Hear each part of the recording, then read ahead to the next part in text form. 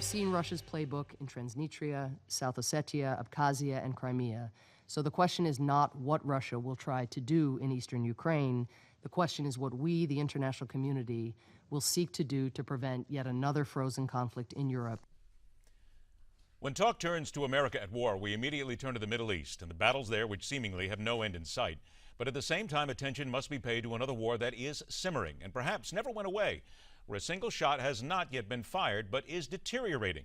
And could at the flip of a switch plunge the world into a conflagration no one may escape? Let's welcome to MidPoint the research director of the European Leadership Network, co-author of a study on military encounters between America and Russia, Lukasz Kulesa. And also let's welcome the defense columnist and analyst for what translates into English as The New Gazette, a Russian newspaper known for critical and investigative coverage of politics and social affairs in that country, Pavel Felgenhauer. Gentlemen, I thank you both for being here today. It's a pleasure to be with you. Lukasz, let me begin with you. Russian bombers will now conduct regular patrols. They'll go from the Arctic to the Gulf of Mexico. We also have what is technically the invasion of Ukraine. Are we knee-jerking if we say that we are going right back to the Cold War and that the Russians and Vladimir Putin want this to happen more than anything?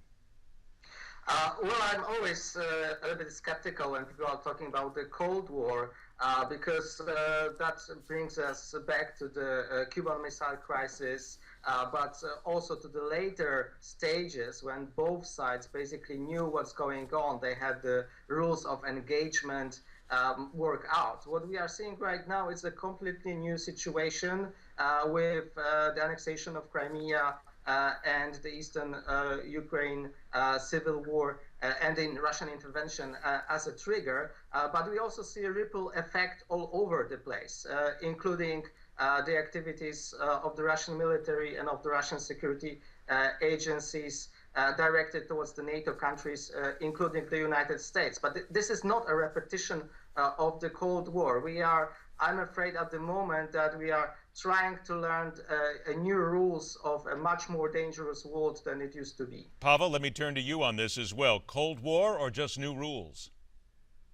No, I believe it's very much back to the old Cold War, and actually many of the leaders on both sides, military and political, are guys who began their career during the Cold War, and they remember the textbook.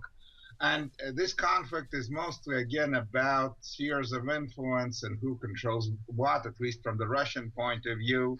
And Russia is fully committed not to allow Ukraine to move west, to move out from the Russian thumb.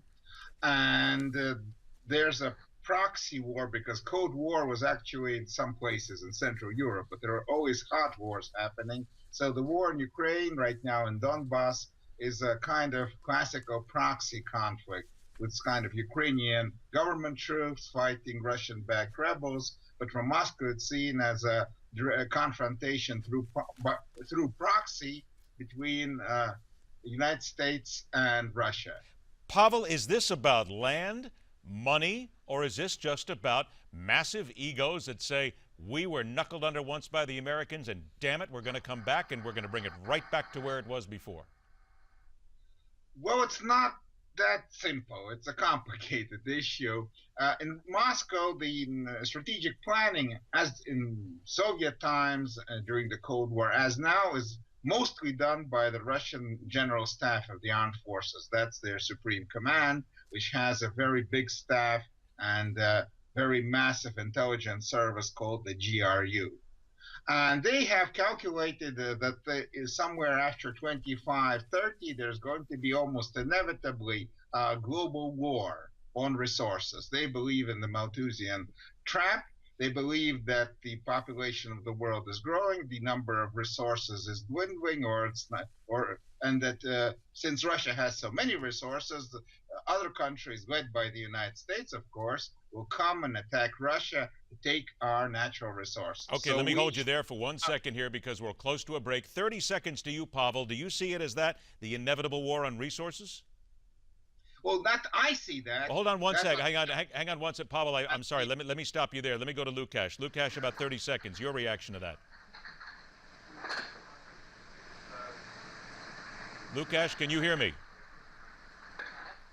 Okay, I tell you what, gentlemen, Lukasz, we have a problem with your audio. We're just up against a break right here. I didn't mean to rush you, Pavel, but I want to make sure we get all this in here, and we're always short on time. Hang on, gentlemen, because we're going to take a break and come right back. We'll dive into what, if anything, this current administration can do to melt this current Cold War, and let's bring the nukes into it as well. How far should we expect Putin to take his testing of the world?